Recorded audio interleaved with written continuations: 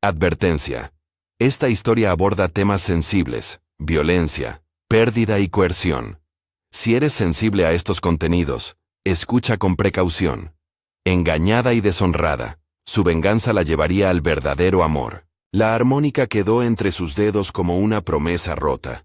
Elena la apretó hasta que los bordes del metal le marcaron la piel, y por un momento creyó que el dolor en la palma la haría sentir algo distinto al vacío. Afuera, la noche de Medellín tenía la ciudad encendida, luces que dibujaban avenidas, anuncios que brillaban como juramentos falsos, coches que cortaban la lluvia como si la prisa pudiera borrar cualquier ruido del pasado. Ella cerró el mechero y tragó el humo con lentitud para no llorar. No en el coche. No aún. Recordó la última vez que su padre tocó esa armónica. Fue en la cocina, con la lámpara encendida, y una taza de café que humeaba en el centro de la mesa. Su madre, sin dejar de preparar el almuerzo, miró a su marido con una ternura tantos años resistida, que a Elena le pareció verlos jóvenes otra vez. «No dejes que nadie te haga pequeña», le dijo su madre. Él soltó una broma, tocó una nota desentonada, rió, y Elena guardó la imagen en un cajón donde ahora brillaba como una moneda vieja. Esa misma tarde, tuvo que abrir el cajón para buscar algo, y encontró una fotografía doblada. Una profesora adolescente, los ojos llenos de orgullo, la placa de una escuela. Otro recuerdo más. María Morales, la maestra que había acusado a la empresa de Luis por prácticas corruptas y había pagado por ello con la pérdida de su trabajo. La foto había estado entre los papeles del padre, como si la memoria fuera un campo que regaban en secreto. Cuando el teléfono sonó, Elena dejó la armónica sobre el asiento y se pellizcó la mejilla hasta sentir calor. En la pantalla, un nombre que le había dolido durante meses. Luis. No contestó. No quería escuchar su voz, ni las frases pulidas que sabía usar como bisturí. No te entiendes. Todo fue un malentendido. La prensa exagera. Su orgullo, cálido y resistente, ya no era suficiente. Había sido traicionada en el lugar donde más insegura se sentía. Delante de la gente que la quería. En la ciudad que la había visto crecer. Con un hijo pequeño dentro de ella. Que ella pensó que sería la prueba viva de un amor que nunca existió. Luis Rivera había construido su fama con sonrisas brillantes y frases que sonaban a compromiso social. Responsabilidad, familia, república de valores.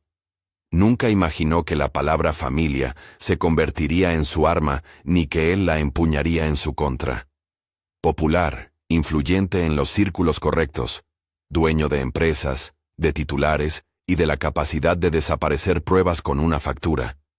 Su traición no fue solo emocional, fue pública y meticulosa. En una gala de beneficencia, él hizo un brindis por su futuro como soltero ejemplar, mientras una joven con vestidos de lentejuelas ocupaba el asiento que Elena había pensado que sería suyo para siempre. El titular fue cruel. Luis Rivera separa caminos. Y en la nota lateral, una fotografía de Elena mirando, congelada, sin posibilidad de réplica. La noticia corrió tan rápido como se extienden las llamas en la maleza. Las redes ardieron. Los programas de madrugada desmenuzaron su vida privada, y ella, que había confiado en la certeza de un vestido compartido y promesas silenciosas, se encontró expuesta en la mesa de comentarios de una ciudad que no perdona ni olvida. Le dijeron que su embarazo podía ser un escándalo. Algunos, con voces duras, insinuaron que la maternidad reduciría su valor en ciertos círculos profesionales. Fue entonces cuando las primeras manos frías empezaron a tocar su puerta bajo la máscara del bienestar. Le ofrecieron soluciones, presentadas con el eufemismo de la ayuda, envueltas como consejos de amigas, pero empujadas con la violencia sutil de quienes saben que las amenazas tienen nombres poderosos. Le entraron en el coche una vez, con palabras que se confundían entre el miedo y la sumisión. Por tu bien, por la tuya y la del bebé. No hizo falta una escena más gráfica, bastaron las miradas que quisieron decidir sobre su cuerpo para que en Elena se encendiera la primera chispa de algo que no era solo rabia, era necesidad de justicia. Sus padres, María y don Jaime, No pudieron permanecer inertes ante la humillación pública de su hija. La defendieron con una furia serena propia de quien ha labrado la vida con manos de trabajo y entiende que la dignidad no se negocia.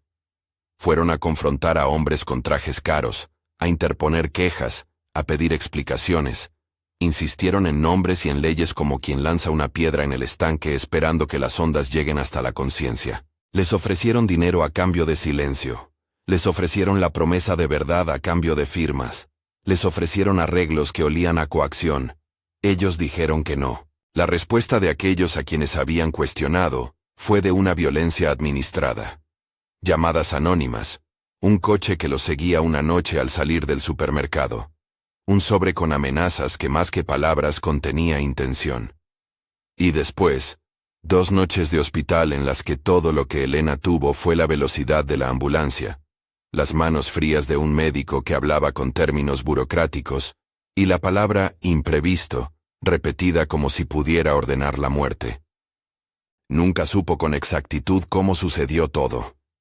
Los informes hablaron de complicaciones, los medios de comunicación guardaron la prudencia que dictan los jueces, pero la imagen que se le quedó para siempre fue la de la cara de su madre, pálida y diminuta en la luz blanca, sus manos buscando la armónica en la mesilla, como si con su sonido pudiera traer de vuelta una vida que ya no estaba.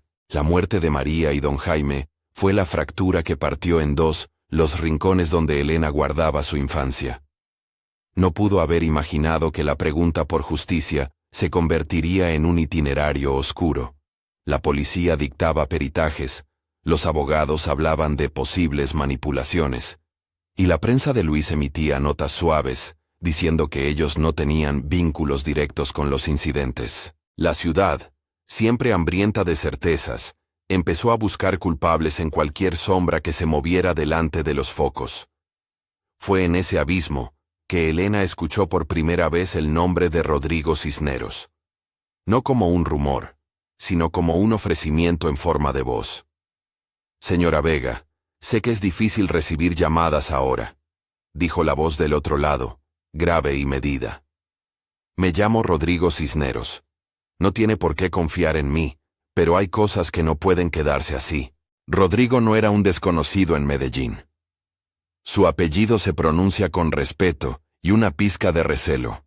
Un magnate que había sabido construir imperios con inversiones que parecían invisibles. Un hombre que financiaba fundaciones y compraba silencio con donaciones. En las tertulias de la ciudad, decían que era de los que resolvían problemas con billetes y silencios. En las cenas de sociedad, lo llamaban benefactor. A Elena le pareció, al principio, un lobo con piel de empresario, pero su oferta no llegó envuelta en dinero. Llegó con una propuesta tan inusual que le costó creerla. Quedaron en el Café de la Alianza, un lugar discreto donde la luz siempre parecía la adecuada para tramar decisiones. Rodrigo llegó con un abrigo oscuro y una mirada que no buscaba victimizarla. Fue directo, sin rodeos. Había algo en su manera de poner las palabras que le hizo a Elena, la primera caricia que no era compasión, precisión. He seguido su trabajo, dijo. Su diseño rescata la memoria en piezas que no son joyas, son historias, y su historia, si me permite decirlo, no puede quedar así. Tengo recursos para exponer lo que hay detrás de las fachadas. Pero, pauseó, y entonces la mirada se suavizó. No lo haré gratis. Elena esperó la trampa. Cuando llegó, estaba adornada con elegancia. Un matrimonio protegería tu nombre y el mío. Sería estratégico. Te doy la plataforma, la empresa y la voz. Pero necesito que me prestes algo que a mí también me falta. Un poco de verdad visible, alguien que me acompañe frente a mis socios. La frialdad de la propuesta era una daga con guante. Elena pensó en su padre tocando la armónica, en la foto de María Morales, en todas las veces que había sido reducida a un titular. Pensó en su bebé, en la ventana abierta del futuro que ahora parecía una tormenta. Podía decir que no. Podía resistir sin escudo, con la dignidad aferrada a unos principios que a veces pagaban con un precio que pocos podían afrontar. Podía también aceptar y convertir su rabia en un plan que le devolviera algo más que un nombre. Le devolvería la posibilidad de otra vida. Una propia. Rodrigo, sin embargo, no hablaba desde un pedestal de rescate. Reconocía las líneas del abuso de poder con la frialdad de quien había visto cómo la ciudad devoraba reputaciones. Detrás de su oferta, había cálculo. Sí, pero también una sinceridad incómoda. Él no quería casarse por amor.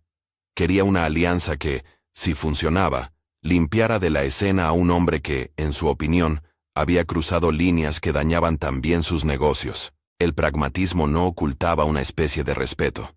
El trato que proponía a Elena se paraba sobre condiciones firmes.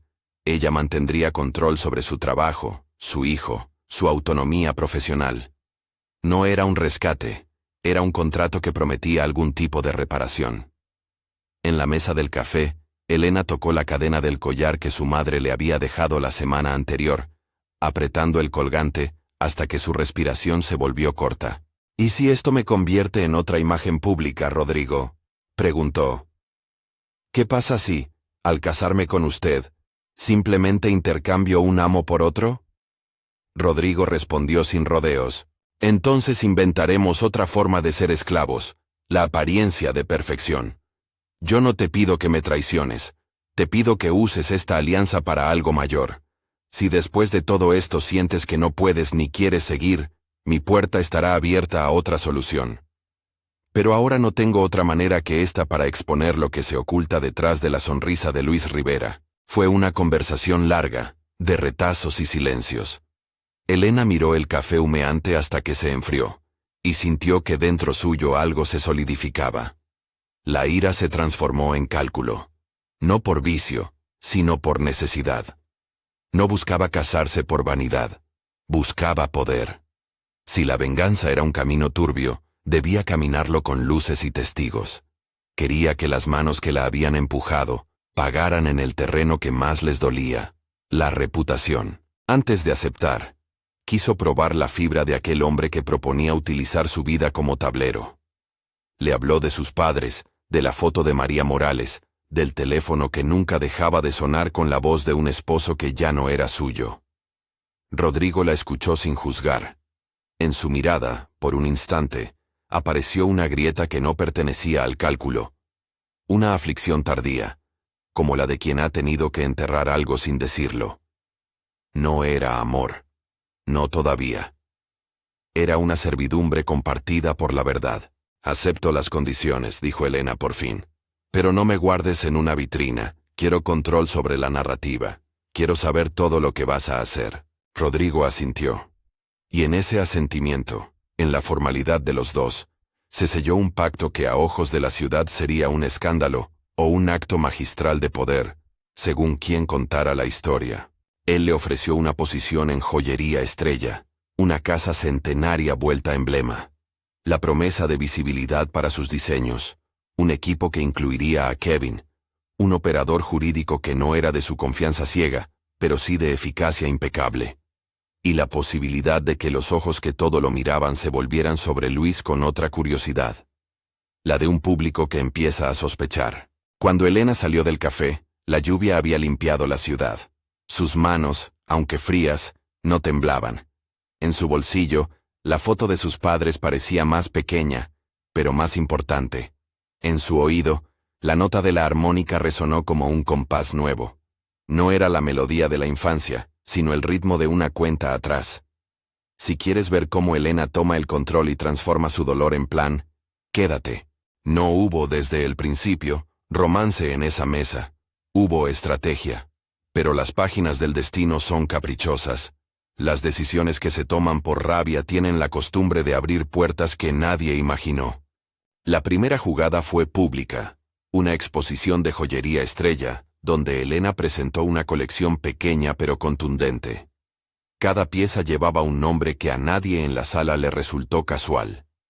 Consuelo, Madrugada, Testigo. El diseño era la mezcla de plata y memoria. Una pieza tenía incrustada una diminuta armónica, un microdetalle, casi invisible salvo para quien supiera escuchar. Los invitados, entre ellos gente de la prensa y algunos aliados de Rodrigo, aplaudieron con cortesía.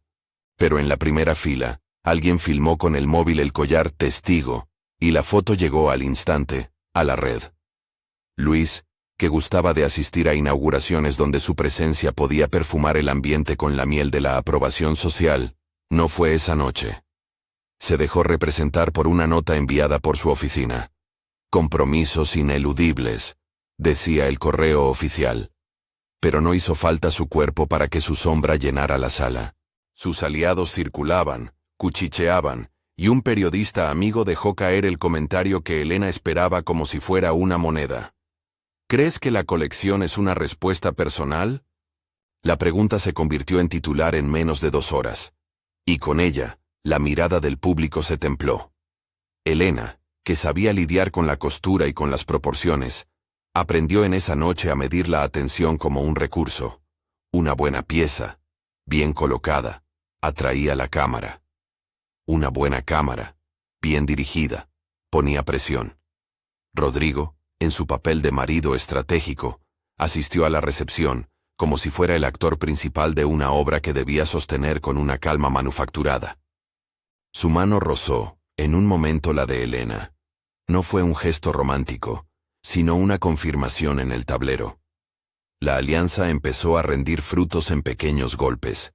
Filtraciones de contratos que mostraban movimientos financieros sospechosos, vinculados a empresas que Luis tenía como testaferros.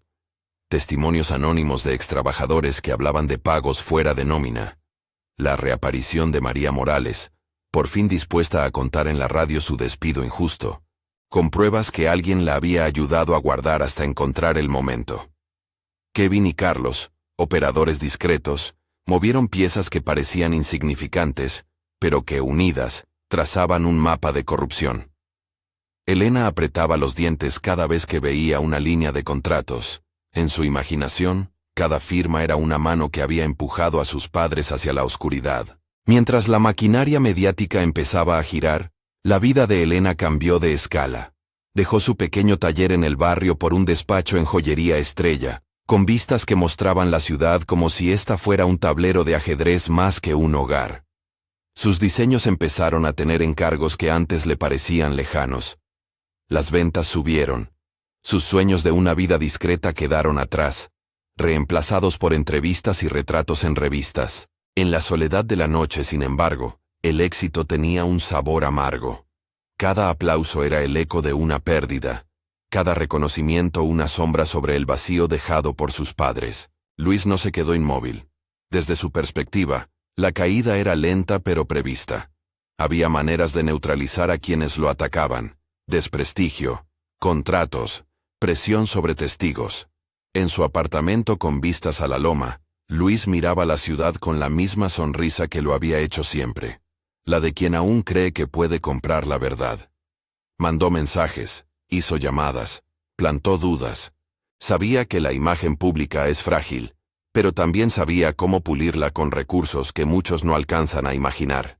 Y sin embargo, había algo que le costaba aceptar.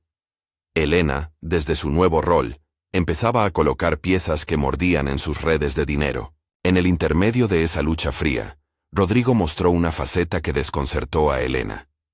En las noches en que la ciudad callaba, se quedaba en el estudio mirando bocetos, tocando una pieza con los dedos y preguntando por cada historia detrás de ellas. No era el gesto de un magnate acostumbrado a órdenes y resultados. Era la de un hombre que escuchaba, que aprendía a reconocer la dignidad detrás del trabajo. No se ofreció como héroe ni como tutor. Fue, más bien, un compañero de tablero, y a veces, en esas conversaciones tardías sobre proporciones y memoria, la voz de Rodrigo se volvía menos cortada, dejando entrever una vulnerabilidad que Elena no supo acomodar en ninguno de sus esquemas. No era cariño, pero tenía trazos de ternura, como la luz que se cuela por una rendija fría. Al mismo tiempo, el teléfono de Elena volvió a sonar con el nombre de María Morales. La profesora, con voz temblorosa, confirmó lo que ya Elena sospechaba. La red que había dispuesto contra voces incómodas tenía tentáculos más largos de lo imaginado. Ella habló de acuerdos rotos, de contratos sucios, de nombres que a la prensa aún no interesaban. Se ofreció a testificar. Su foto, la misma que había guardado el padre, reapareció en la memoria de Elena como sello de lo que debía hacerse. Una noche, caminando por las calles del poblado, Elena observó un letrero publicitario con la cara de Luis, sonriendo en una campaña de responsabilidad social. La ironía le quemó la lengua. ¿Cómo podía alguien vender familia y valores mientras su mano empujaba la vida de otros al vacío? Pensó en la promesa de su madre, no dejarse hacer pequeña. Entendió que la venganza, si la llamaban así, podía tomar la forma de justicia cuando se la construía con pruebas. Pero también sabía que cada estrategia tendría consecuencias. Ya no era solo la vida de Elena sobre la mesa, sino la de quienes se habían atrevido a acompañarla. Un día, en una junta con Rodrigo, él la miró con atención, y le dijo algo que se quedó clavado en su pensamiento. Hay un momento en que la venganza deja de ser contagio y se convierte en responsabilidad, dijo. No porque el acto sea noble, sino porque uno es responsable de las vidas que entierra cuando actúa. No quiero que pierdas lo que te queda por ganar: la paz. Elena, que había aceptado el plan convencida de la utilidad fría de la alianza, se sorprendió por la frase. ¿Podía una estrategia macabra transformarse en acto de reparación? La línea entre justicia y revancha empezaba a ser una cuerda floja sobre la que caminarían sin garantías. Las primeras piezas cayeron en el tablero cuando un informe anónimo desembocó en una auditoría pública sobre actividades financieras en las que Luis figuraba como beneficiario indirecto. La prensa, que había empezado a cuestionarlo, prendió como pólvora. La caída pública se acercaba, y con ella los juicios morales de la ciudad. Luis, al verse acorralado, reaccionó con la vindicta característica de quien no tolera perder el control. Comenzó a usar su poder para intimidar a testigos, a ofrecer pactos que huelen a traición, a provocar miedo. Fue entonces cuando Elena vio con claridad la dimensión de su decisión. Su vida había dejado de ser privada. La tensión creció hasta hacerle grieta a los días. En medio de esa vorágine, Elena descubrió un detalle que la obligó a mirar hacia atrás. Una carta vieja, entre papeles del padre, donde se describía una reunión en la que Luis había exigido silencio. La letra era de su madre, temblorosa pero firme. Comprendió entonces que su camino hacia la verdad no solo implicaba exponer a un hombre poderoso, implicaba asumir que la venganza y la justicia pelearían por su alma. La primera parte de esa lucha no concluiría con la caída del poderoso, ni con el abrazo perfecto del final. Pero, por primera vez desde la pérdida, Elena sintió que su voz podía formar parte de otra orquesta, una en la que el coraje se afinaba con la memoria y la ternura. En ocasiones, cuando el trabajo la dejaba sola junto a la ventana, tocaba la armónica en silencio y escuchaba la ciudad responder con su rumor cotidiano. No era un consuelo. Era un recordatorio. La vida seguía, y con ella la posibilidad de reconstruir. La alianza con Rodrigo había empezado como un contrato. Se celebraba con una cena discreta en la que sus manos se rozaron al servir el postre, y ninguno de los dos permitió que el gesto fuera más que eso. Pero el gesto quedó como una cáscara de intimidad que ninguno deseó romper. Algo en su forma de cuidarla sin poseerla hizo que Elena, poco a poco, viera en él a alguien distinto de lo que la ciudad contaba. No era rescate ni sumisión. Era compañía con límites, respeto por su decisión y, sobre todo, la posibilidad de amar con distancia y con libertad. Y mientras la maquinaria de exposición continuaba su marcha, algo que nadie había previsto empezó a brotar en el interior de Elena. La ternura, lenta, como agua que encuentra una fisura y la rellena. No fue un amor cariñoso y rápido. Fue la sensación de que podía volver a confiar en una mano que no exigía arrodillamiento. La sensación de que a su lado había un hombre que, aunque buscaba ganar su propia batalla, no pisaría a quienes ella amaba. Era una semilla discreta, apenas marcada por la desconfianza, pero real. La ciudad seguía hablando. Los días eran titulares, y Elena se acostó una noche con la sensación de que cada paso la acercaba a la orilla. Aún así, en su mesa de noche había una foto pequeña. La de sus padres, la armónica, la sonrisa de una infancia que aprendía a mirar con otra paciencia. Rodó sobre su almohada, encontró la foto y la apretó hasta que su pecho dolió menos. En la penumbra, antes de que el sueño la venciera, se preguntó qué quedaría cuando todo esto terminara. No quería que la justicia fuera solo una venganza que dejara cadáveres emocionales. Quería que fuera una reparación, aunque supiera que nada borraría el silencio de dos voces que ya no volverían. Quería, sobre todo, que aquel niño que llevaba dentro, o lo que quedaba de aquella promesa, tuviera un mundo donde la palabra familia no fuera sinónimo de traición. En algún lugar de la ciudad, Luis repasaba su propio tablero. No había rendición en su rostro, solo una determinación que olía a guerra.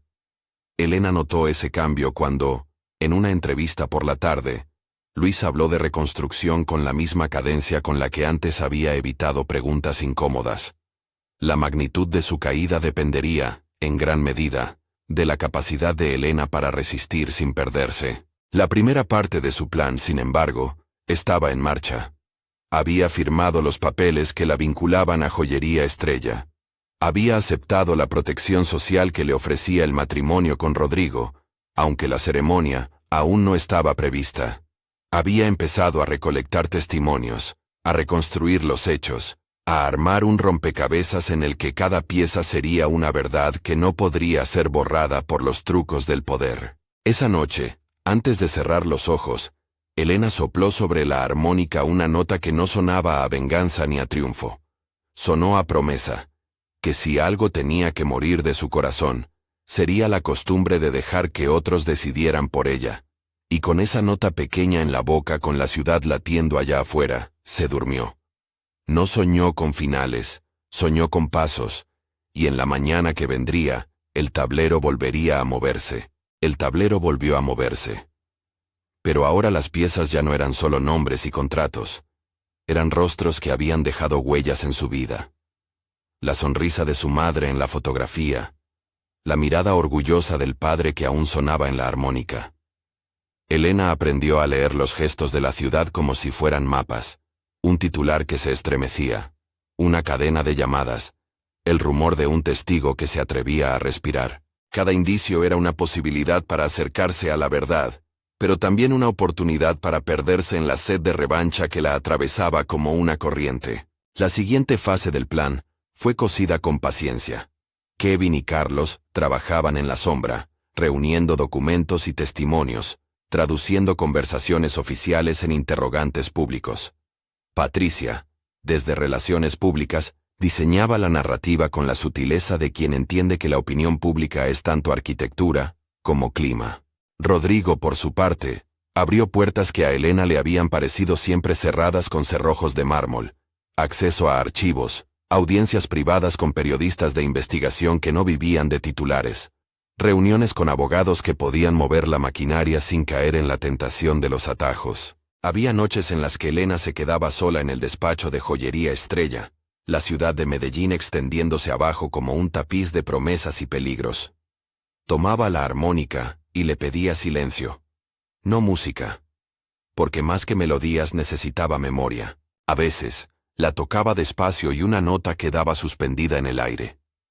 Otras, la sostendría y miraría la pequeña y trabajada pieza de metal que su padre había cuidado durante años, como si fuera la última prueba de que hubo algo bueno que merecía ser defendido.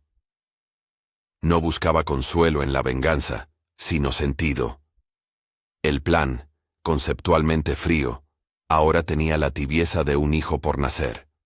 Un motivo para no equivocarse. Luis reaccionó con la violencia predecible de quien cree que el mundo es propiedad privada. Empezó por los silencios, presiones a periodistas, llamadas a funcionarios, reuniones con socios para ajustar versiones y apagar voces. Luego se tornó más directo. Contrató despachos para desacreditar a quienes hablaban. Pagó campañas de desprestigio en redes y trató de infiltrar a su favor a antiguos colaboradores de María Morales para sembrar dudas sobre su credibilidad. También hubo amenazas veladas, llamadas anónimas a personas que habían decidido declararse, un incidente de intimidación contra un testigo que dejó claro que la lucha no sería solo en tribunales ni en prensa. Elena podía sentir la sombra de la coacción rozando su propia vida. En una madrugada, recibió un sobre sin remitente que contenía una fotografía recortada, tomada años atrás. Su padre junto a un hombre desconocido, en lo que parecía una cena. No había mensaje, solo la imagen. Fue suficiente para recordar que los protagonistas de la ciudad se mueven con redes invisibles y que, en ese tejido, la mentira también tiene hilos que aprietan. Aún así, la suma de pequeñas certezas empezó a formar una cadena sólida. Un extrabajador de una empresa satélite de Luis decidió colaborar y entregó facturas, contratos y registros que mostraban transferencias inexplicables. María Morales, con la voz más templada que la que Elena recordaba, grabó una serie de entrevistas que alguien filtró a emisoras independientes. En ellas detallaba patrones, nombres, fechas. Un análisis financiero, encargado por Rodrigo, puso en evidencia irregularidades en empresas que supuestamente prestaban servicios a programas sociales que Luis promovía públicamente. Nada de esto fue construido en una noche. Fueron semanas de inteligencia, de callados encuentros, de platos compartidos que tenían más estrategias que conversación. Elena, sin embargo, vivía la doble vida de quien ha aceptado un papel. Mientras su nombre comenzaba a sonar con autoridad en el ámbito del diseño y las joyas, por las noches repasaba los pliegues más oscuros de su alma. ¿Hasta qué punto podía usar la exposición de otra persona como venganza sin perderse a sí misma? La respuesta no llegaba en sentencias o consejos de asesores. Llegó en forma de pequeñas pruebas morales. Una de esas pruebas se presentó cuando apareció una carpeta con información sobre la familia de Luis. Fotos de sus hijos en actividades escolares, direcciones, nombres de amigos. Kevin la dejó sobre la mesa con la intención de medir reacciones, no de incitar a la violencia. «Podríamos», dijo Kevin, con la palabra suspendida. Nunca terminó la frase. Elena tocó la carpeta y sintió el peso húmedo de una decisión que podía mancharla para siempre. Si la publicaba, aseguraría la caída total, pero lo haría a costa de inocentes, de rostros que también conocían la fragilidad de la vida. La idea de usar niños como moneda fue la que la devolvió con brusquedad a la voz de su madre. «No dejes que nadie te haga pequeña». Elena comprendió que la grandeza no estaba en destruir por completo, sino en elegir la manera de vencer sin renegar de la propia dignidad. «No», dijo con firmeza, y retiró la carpeta. «No lo vas a hacer. No soy ese tipo de persona». Kevin la miró con respeto, y por un momento, Elena sintió que la alianza que habían forjado también servía para marcar límites. No todo era permisible en nombre de la justicia. Había una línea que no quería cruzar, y esa noche la definió por primera vez con claridad. Protegería su verdad, sí, pero no anularía a otros para alcanzarla. El episodio la dejó exhausta, pero más humana. Comprendió que la estrategia debía pensarse en términos de proporcionalidad y responsabilidad. Rodrigo, al enterarse de la carpeta, la felicitó por la decisión. No con indulgencia, sino con reconocimiento. En su mirada había una aprobación que no buscaba capitalizar la debilidad del enemigo. La tensión pública fue escalando hasta un punto en que Luis empezó a perder apoyos. Algunos socios, nerviosos por la exposición, pidieron explicaciones y se distanciaron. Otras figuras que habían sido aliadas se hicieron a un lado, por cálculo o por vergüenza. Un reportaje televisivo, con documentos bien situados y testimonios verificados, sembró la duda en la opinión pública sobre la transparencia de las fundaciones de Luis. Para muchos fue el principio de la caída. La impresión de que su narrativa pública de benefactor no coincidía con la sombra de las prácticas internas. La confrontación definitiva se programó con cuidado. Rodrigo organizó un evento que, a simple vista, sería una gala empresarial. Inversores, prensa, sociedad civil. Sabía que en ese escenario, la humillación mediática tendría mayor impacto que una denuncia anónima. La plataforma, además, sería legítima. Invitaban a funcionarios, a personalidades de la ciudad, a periodistas con enfoque de investigación. Elena dudó. Era el momento en que la ciudad la miraría. Podría sentirse como la mujer que había usado su matrimonio para destruir a un hombre, o como alguien que había hecho lo que hacía falta para que las piezas de la impunidad se movieran. En la preparación, Rodrigo insistió en no ensañarse. «No busco sangre», le dijo en una charla íntima, mientras revisaban la lista de invitados. «Busco que se hable la verdad y que la justicia haga su trabajo. Si los medios hacen el resto, que sea porque tuvieron acceso a la verdad, no porque nosotros los abrimos de mala fe». El día de la gala, el salón estaba iluminado con luces doradas que contrastaban con la tensión que se palpaba en el aire. Joyería Estrella había decorado la entrada con piezas nuevas, y la gente elegante conversaba en grupos, la curiosidad latente como un murmullo que se filtraba entre los cócteles. Luis no asistió.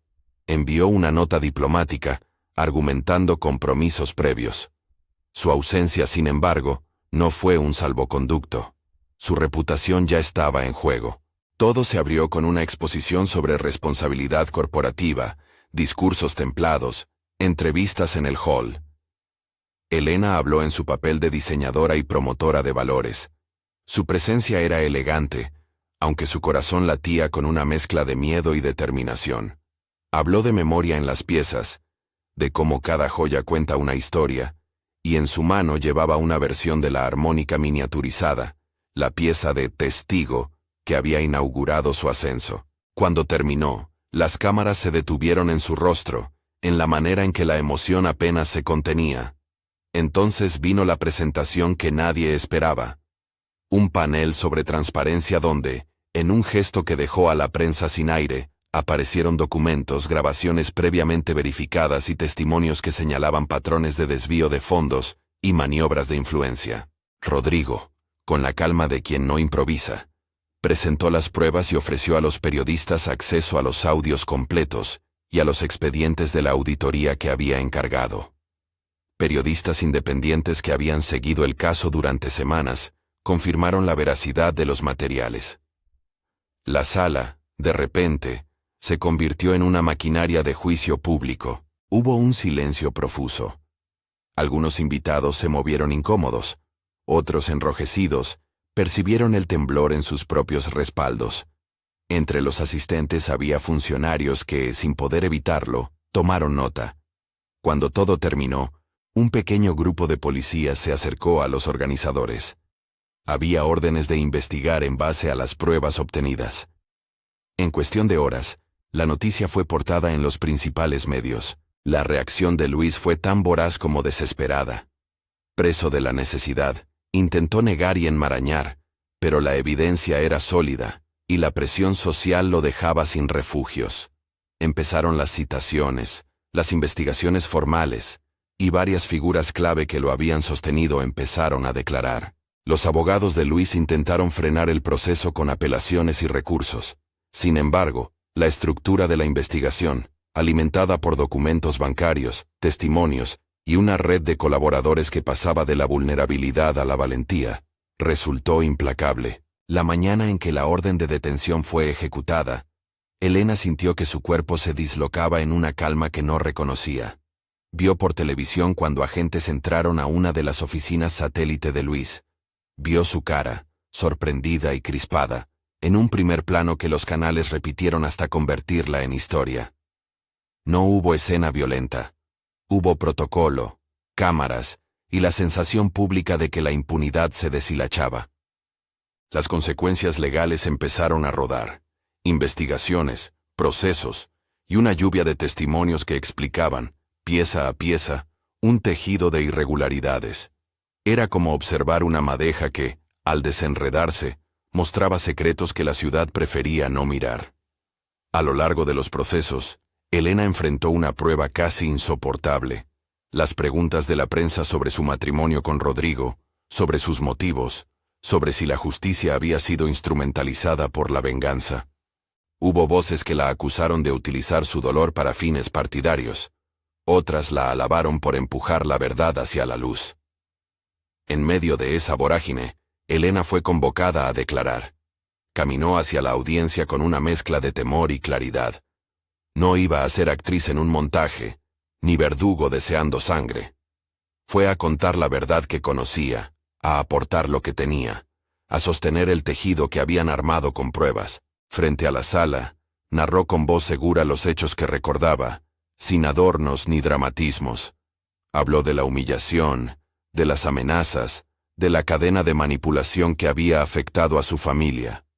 Había dolor en su relato, sí, pero también el temple de quien decide convertir el duelo en acción. En la sala, en un rincón, María Morales oyó cada palabra con la mirada fija. Sus manos, envejecidas pero fuertes, temblaron apenas. Fue la primera vez en años que Elena sintió que su historia conectaba con la de otras víctimas, y no solo con la suya. La percepción cambió. Lo que empezó como una cruzada personal, se extendía hacia la idea de responsabilidad colectiva. Mientras la justicia hacía su trabajo, Elena vivía otra lucha en su interior, la del afecto que crecía por Rodrigo. No fue un incendio repentino, fue un proceso paciente y tierno, forjado en conversaciones nocturnas sobre diseño, en silencios compartidos, en gestos que no reclamaban nada. Rodrigo dejó ver costuras que Elena no esperaba. Una infancia marcada por la ausencia, una soledad que no se disimulaba con títulos ni con mansiones. A veces, en el silencio de su cuarto, Rodrigo tocaba la armónica y la nota salía con una tristeza que parecía limpiar lo que quedaba de rencor. Elena comenzó a verlo no como un estratega, sino como alguien capaz de cuidar con disciplina. Y cuando, una noche, Rodrigo le habló sin máscaras sobre el miedo que sentía al no saber si podía amar sin poseer, Elena sintió que el contrato original se metamorfoseaba. «No vine a comprarte», le dijo Rodrigo con la sinceridad que sorprende a los que han vivido entre máscaras. «Vine a construir algo con límites claros. Si eso se convierte en algo más, será porque lo decidamos los dos». La frase fue un remedio para la sospecha que Elena había mantenido como armadura durante tantos meses. No se trataba de renunciar a su autonomía. Era, por primera vez, permitir que la compañía no la devorara. Aceptó con cautela la posibilidad de sentir algo que no fuera rencor. Apenas un mes después de las detenciones y con audios que ampliaban la investigación, la prensa explotó con una serie de revelaciones que ponían en apuros a Luis y a sus colaboradores más cercanos. La ciudad discutía en mesas de café, en noticieros, en redes. Para Elena, la victoria tenía un sabor agridulce. La caída estaba ocurriendo, pero cada paso dejaba una estela de daño que también la tocaba. La pérdida de sus padres no tenía remedio posible, y la justicia no los traería de regreso. En medio de ese torbellino, un episodio marcó a Elena profundamente. Una funcionaria judicial le confesó, fuera de actas, que el proceso tenía un riesgo. La evidencia, si no se manejaba con cautela, podía convertirse en un circo que revictimizara a quienes habían sufrido. La recomendación fue clara: no permitir filtraciones sensacionalistas, proteger a testigos, mantener el enfoque en la verdad legal. Elena entendió que la justicia no era solo castigo sino cuidado. Esa perspectiva la condujo a una decisión importante: participar activamente en la protección de los testigos, incluso si eso significaba ralentizar la exposición mediática. La venganza rápida podía ser efectiva, pero la reparación tardía y procesal sería más digna. Esa elección no la hizo popular en algunos sectores que pedían respuestas inmediatas. Algunos críticos la acusaron de blandura. Otros, en cambio, la vieron como una señal de madurez. La líder que no actúa por ira, sino por responsabilidad. En su corazón, Elena decidió que prefería perder la oportunidad de una humillación pública total, si ello garantizaba la integridad de los procesos y la seguridad de quienes habían arriesgado su voz. Con el tiempo, llegaron las audiencias públicas más relevantes. Los testimonios, cuidadosamente a cargo de profesionales, comenzaron a construir el caso contra Luis y sus allegados. María Morales testificó con claridad, exponiendo la historia que ella misma había vivido con violencia institucional y despido. Su placa, que Elena había visto tantas veces en la foto de su padre, volvió a cobrar sentido. La memoria que se niega a callar es una de las formas más duras de justicia. En las semanas de juicio, Elena pasó por momentos de quebranto y lucidez. Hubo noches en que el sueño no llegaba, en que la ciudad parecía un monstruo que devoraba la privacidad. Hubo momentos de esperanza, en los que un testigo valiente, protegido por las medidas que Elena había impulsado, relató con dignidad lo que sabía, y permitió que la verdad avanzara. Y hubo gestos pequeños, casi domésticos, que marcaron la distancia entre el pasado y lo que venía. Rodrigo trayendo café a las audiencias, una nota en la que le decía que estaba orgulloso de su temple, la mano que ahora la sostenía sin pretender resolverlo todo. Luis, entretanto, no se quedó inmóvil. En el proceso empezó a hablar, a presentar su defensa, a intentar proyectos de rehabilitación mediática. Pero la evidencia en su contra, y el desgaste de sus aliados, lo forzaron a una posición de aislamiento. Sus llamados a los periodistas ya no eran escuchados con la misma deferencia. Sus recursos legales demoraban pero no eludían la posibilidad de una condena. La ciudad había visto demasiadas piezas del puzzle como para volver atrás. Al borde del final del proceso, Elena enfrentó quizá la decisión más íntima. Cómo cerrar aquel capítulo para poder mirar hacia adelante, sin convertir su vida en un monumento de venganza. La victoria judicial, si llegaba, no llenaría las mañanas en que su cama se sentía demasiado grande.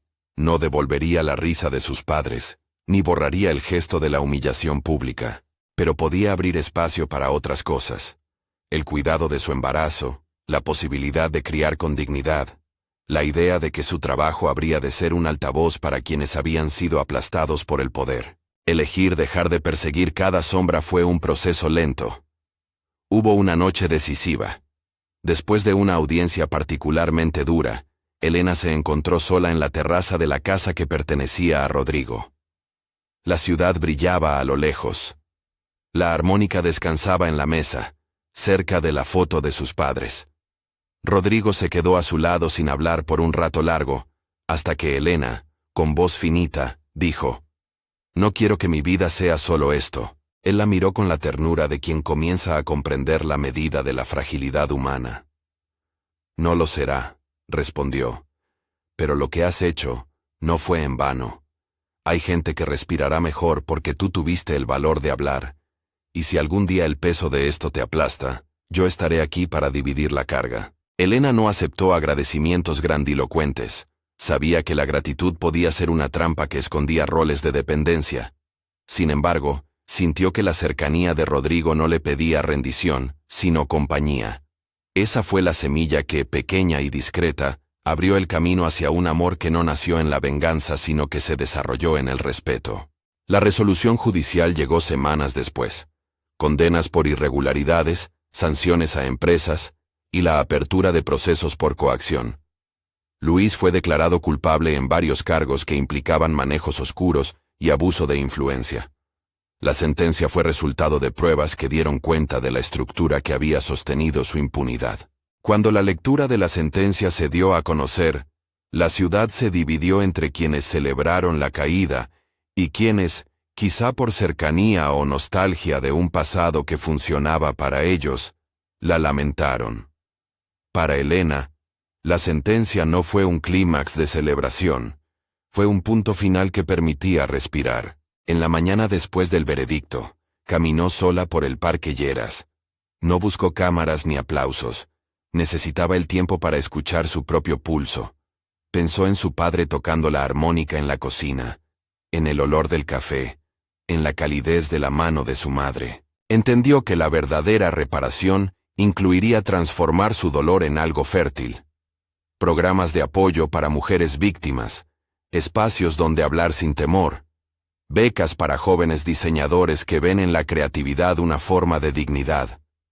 No todo dependía de un veredicto. Mucho debía edificarse con tiempo y comunidad. Con Rodrigo, las cosas avanzaron con paso firme y sin prisas. Habitaban la misma casa, compartían cenas sencillas, discutían sobre diseños, y a veces se enredaban en debates sobre cómo proteger a su futuro hijo de la exposición pública. Elena insistió en poner límites. Su embarazo no sería moneda de prensa ni trampolín de imagen. Rodrigo aceptó, y construyeron un acuerdo claro sobre privacidad. Fue en ese proceso donde Elena descubrió el afecto verdadero. No el que busca poseer, sino el que respeta la autodeterminación del otro. Vino entonces un periodo de cura.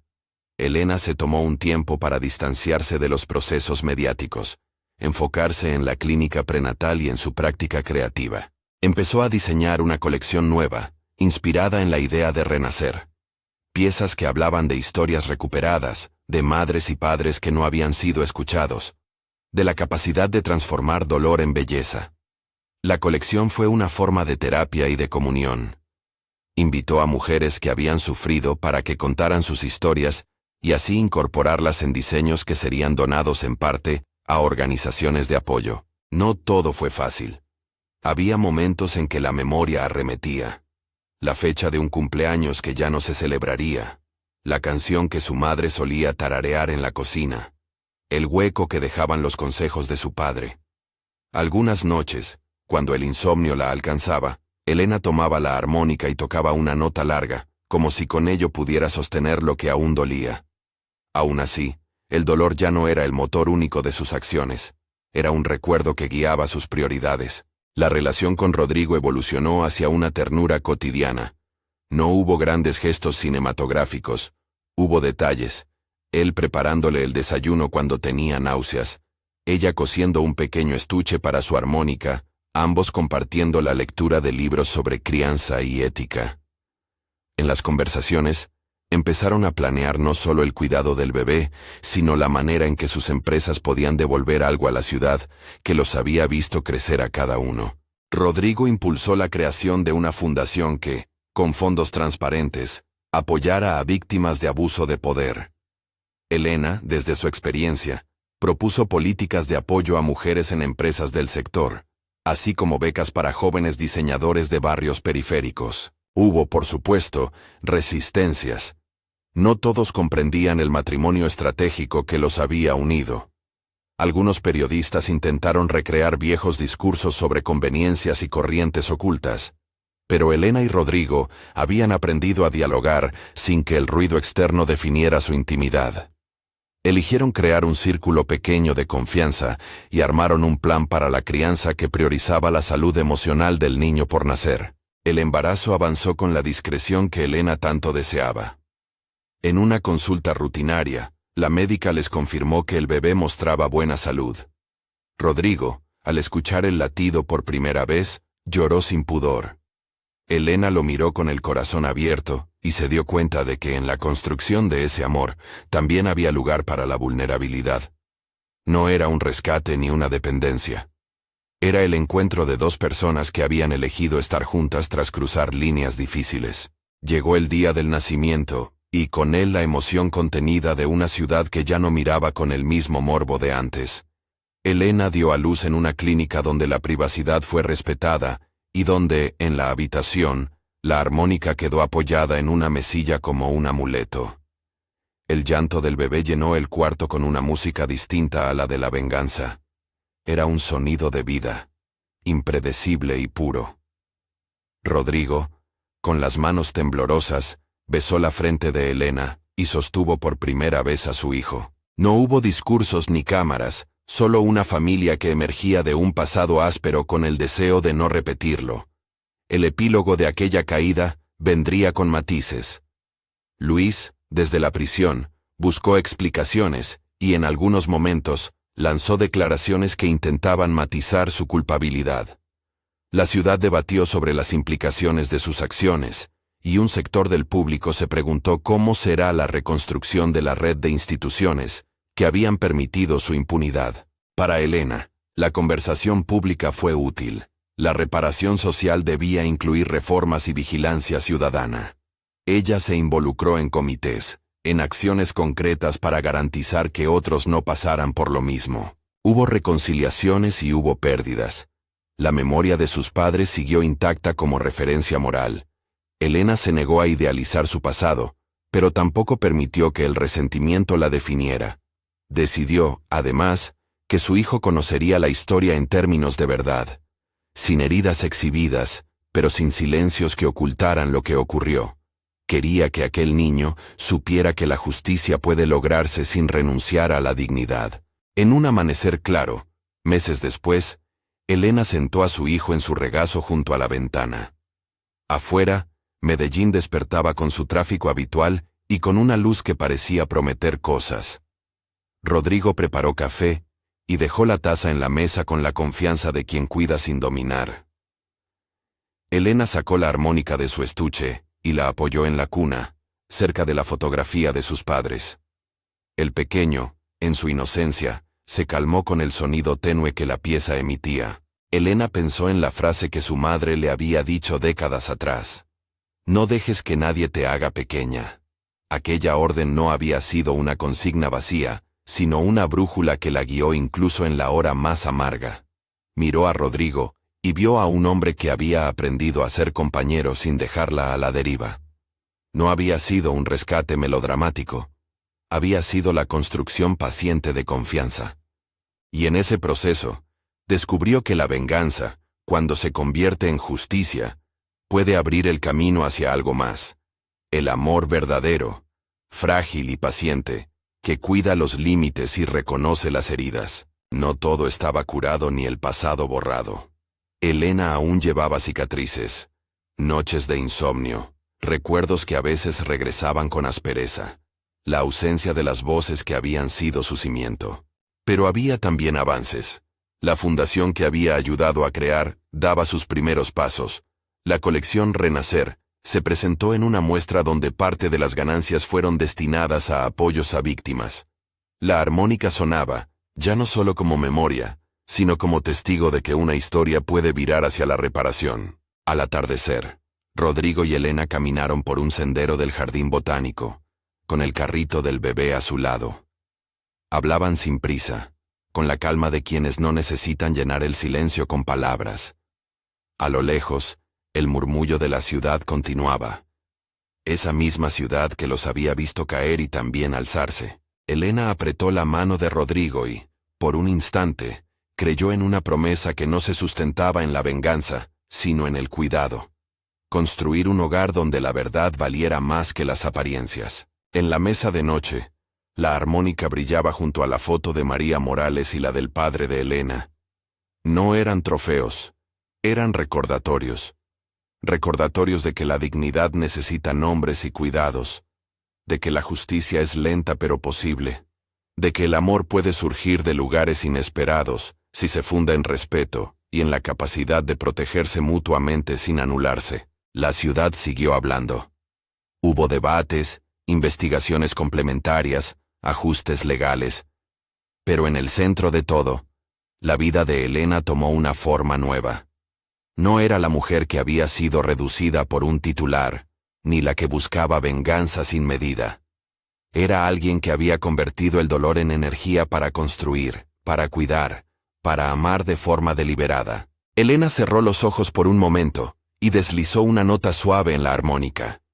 La pequeña música llenó la habitación, y por un segundo, todo el ruido externo se apaciguó. En su mente, apareció la cocina de su infancia, el café humeante, la risa de su padre. Sonrió con los ojos húmedos, sintiendo que la promesa de su madre se había cumplido. Nadie la volvería a hacer pequeña. Había ganado algo más valioso que la humillación pública del que la traicionó. Había ganado la capacidad de elegir cómo vivir, a quién abrazar y qué legado dejar. Si esta historia te conmovió, compártela y suscríbete para seguir apoyando historias de mujeres que se levantan y construyen justicia desde la dignidad.